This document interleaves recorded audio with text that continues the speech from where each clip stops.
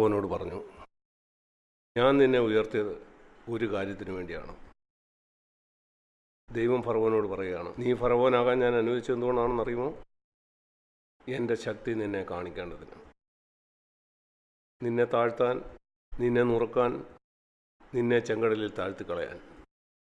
ഈ സത്യം വരുന്ന ആയിരക്കണക്കിന് വർഷം ലോകം മുഴുവനും അറിയിക്കാൻ വേണ്ടി. ഈ കാര്യം സംഭവിച്ചത് ഏതാണ്ട് 3500 വർഷങ്ങൾക്ക് മുമ്പാണ്.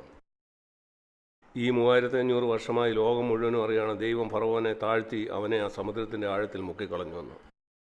ഈ കാര്യത്തിനു വേണ്ടിയാണ് ഞാൻ നിന്നെ തിരഞ്ഞെടുത്തത്, എൻ്റെ ശക്തി വെളിപ്പെടുത്തേണ്ടതിന്.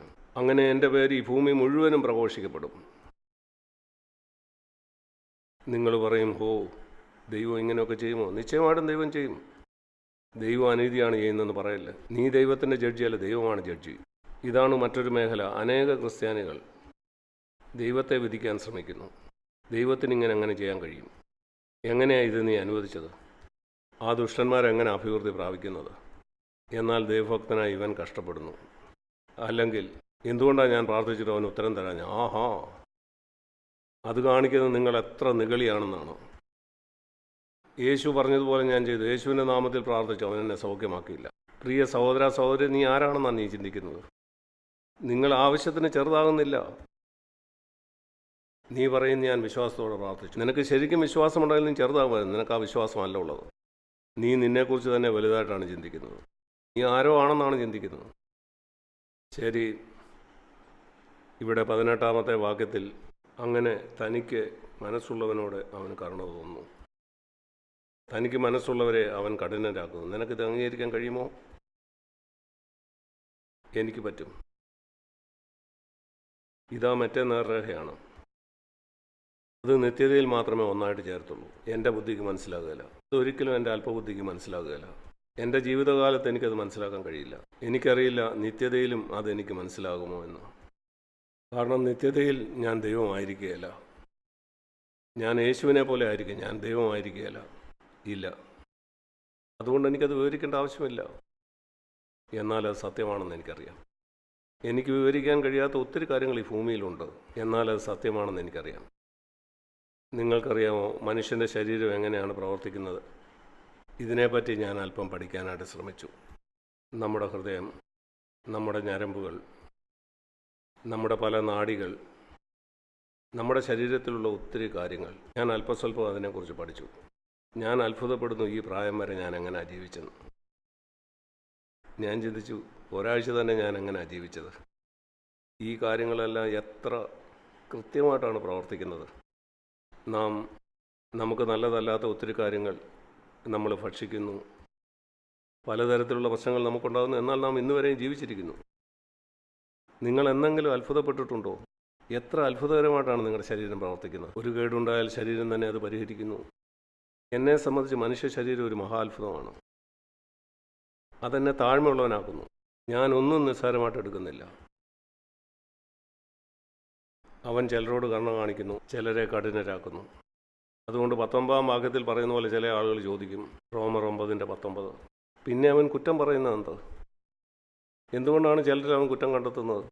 എന്തുകൊണ്ടാണ് ചിലരെ നരകത്തിലേക്ക് വിടുന്നത്? ഞാനതിന് ഉത്തരം പറയാം. അതെനിക്കറിയില്ലെന്നല്ല, ഞാൻ മറ്റൊരു ഉത്തരം പറയാം.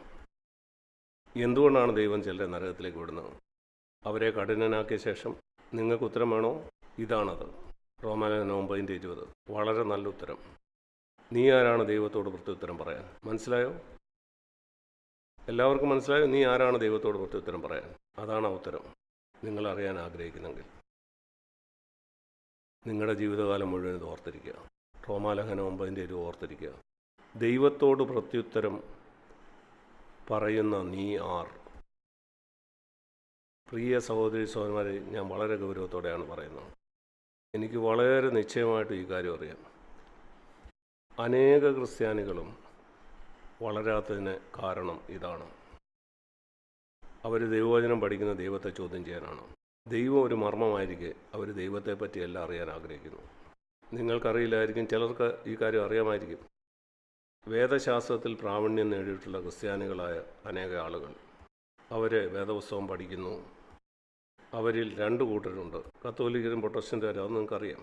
ഉപദേശപരമായി രണ്ട് തരം പ്രധാനപ്പെട്ട ക്രിസ്തീയ വിഭാഗങ്ങളുണ്ട്. അതിലൊരു കൂട്ടർ അത് കാൽവിനിസ്റ്റുകളാണ്. ദൈവത്തിൻ്റെ സർവാധികാരമാണ് അവരുടെ ഏറ്റവും പ്രധാനപ്പെട്ട കാര്യം. ഞാൻ പറഞ്ഞല്ലോ, ഇത് റെയിൽവേ ട്രാക്കിൻ്റെ ഒരു ലൈനാണ്. മറ്റൊരു കൂട്ടർ അർമേനിയൻസാണ്. ഒരു കൂട്ടർ കാൽവിനിസ്റ്റും മറ്റേ ആളുകൾ അർമേനിയൻസും. അവർ മനുഷ്യൻ്റെ സ്വതന്ത്ര ഇച്ഛയെക്കുറിച്ചാണ് പറയുന്നത്. മനുഷ്യൻ്റെ സ്വതന്ത്ര ഇച്ഛ, മനുഷ്യൻ്റെ സ്വതന്ത്ര ഇച്ഛ. ദൈവത്തിൻ്റെ വലിയ മനുഷ്യരാണ് ഈ രണ്ട് വശത്തും ഉള്ളത്. ഒരിക്കൽ വളരെ ദൈവഭക്തനായ ഒരു മനുഷ്യൻ ഇങ്ങനെ പറഞ്ഞു, സത്യം ഒരു വശത്തല്ല, അത് മറ്റേ വശത്തുമല്ല, മിക്കപ്പോഴും അത് നടുക്കുമല്ല. ഈ രണ്ട് വശങ്ങളും ഒന്നിച്ചു ചേർത്ത് ഒരു ലൈനാക്കുന്ന അതുമല്ല അതിനകത്ത് സത്യം. സത്യം ഈ രണ്ട് വശത്തും ഉണ്ട്. അത് ഒന്നായിട്ട് പിടിക്കണം. അതിനെ ഒരുമിച്ച് ചേർക്കാതെ രണ്ടായിട്ട് തന്നെ അത് പോകാൻ അനുവദിക്കുക. ഇങ്ങനെ പറഞ്ഞുകൊണ്ട് എൻ്റെ മനസ്സിന് ഇത് രണ്ടും ഒരുപോലെ ഉൾക്കൊള്ളാൻ കഴിയില്ല. ഈ രണ്ട് വരകളും ഒന്നായി ചേരുന്നത് അത് ദൈവത്തിൽ മാത്രമാണ്. സർവജ്ഞാനിയായിട്ടുള്ള സർവശക്തനായ ഒരു ദൈവത്തിന് മാത്രമേ ഇത് മനസ്സിലാവുള്ളൂ. എങ്ങനെയാണ് അവൻ്റെ സർവാധികാരത്തിൽ അവൻ ഒരാളെ തിരഞ്ഞെടുക്കുന്നത്, അതുപോലെ മനുഷ്യൻ്റെ സ്വതന്ത്ര ഇച്ഛയിൽ എങ്ങനെയാണ് അവൻ തിരഞ്ഞെടുക്കുന്നത്, എനിക്കത് വിവരിക്കാൻ കഴിയില്ല. ഞാൻ പറയട്ടെ, ഈ ക്രിസ്തീയഗോളം മുഴുവനും ഈ രണ്ടിൽ ഒരു വിഭാഗത്തിലാണ്. ചിലർ പറയും ഞാൻ തിരഞ്ഞെടുത്തു, ഞാൻ കർത്താവിനെ സ്വീകരിച്ചു. അത്രയേ ഉള്ളൂ. വളരെ നല്ലത്, റെയിൽവേ ട്രാക്കിൻ്റെ ഒരു ലൈൻ. എന്നാൽ അത് മുഴുവനായില്ല. നിങ്ങൾക്ക് ആ മറ്റേ പാളവും ഇല്ലെങ്കിൽ ട്രെയിൻ ഓടേണ്ട പോലെ ഓടില്ല. എന്നാൽ അതിൻ്റെ മറുസൈഡുള്ളവർ പറയും ദൈവം തൻ്റെ സർവ്വശക്തിയിൽ എന്നെ തിരഞ്ഞെടുത്തു. അവരാണ് പറയുന്നത് ഒരിക്കൽ രക്ഷിക്കപ്പെട്ടാൽ എന്നേക്കും രക്ഷിക്കപ്പെട്ടു. ഞാൻ അങ്ങനെ ജീവിക്കുന്നുള്ള വിഷയമല്ല. ദൈവം തൻ്റെ സർവ്വശക്തിയിൽ എന്നെ തിരഞ്ഞെടുത്തു. ഉലകസ്ഥാപനത്തിന് മുമ്പ് ഞാൻ രക്ഷിക്കപ്പെട്ടു. ഇങ്ങനെ പല കാര്യം. ഒരിക്കൽ ദൈവത്തിന് മുമ്പാകെ അവർ നിൽക്കുമ്പോൾ അവർക്ക് മനസ്സിലാകും ദൈവം അവരെ തിരഞ്ഞെടുത്തിരുന്നേ ഇല്ലെന്നോ. അതവരുടെ സങ്കല്പമായിരുന്നു. അതിന് തെളിവ് അവർ പാപത്തിൽ ജീവിക്കുന്നതെന്നാണ്. അതുകൊണ്ട് പിശാച് ഇവർ രണ്ടു കൂട്ടരെയും വഞ്ചിക്കാൻ ആഗ്രഹിക്കുന്നു. എല്ലാ തിരുവെഴുത്തും ദൈവശാസ്ത്രീയമാകയാൽ ദൈവത്തിൻ്റെ മനുഷ്യൻ തികഞ്ഞവനാകേണ്ടതിനാണ്. എൻ്റെ ജീവിതത്തിൻ്റെ അവസാനം പൗലോസ് തീമോഥെയോസിനോട് പറയുകയാണ്. ഇത് 2 തീമോഥെയോസ് 2 സത്യവചനത്തെ യഥാർത്ഥമായി പ്രസംഗിച്ചുകൊണ്ട് ഉത്സാഹത്തോടെ ദൈവവചനം പഠിക്കുക. സത്യവചനത്തെ യഥാർത്ഥമായിട്ട് പ്രസംഗിക്കുക. അനേകർ ദൈവവചനത്തെ വളച്ചൊടിക്കുകയാണ്.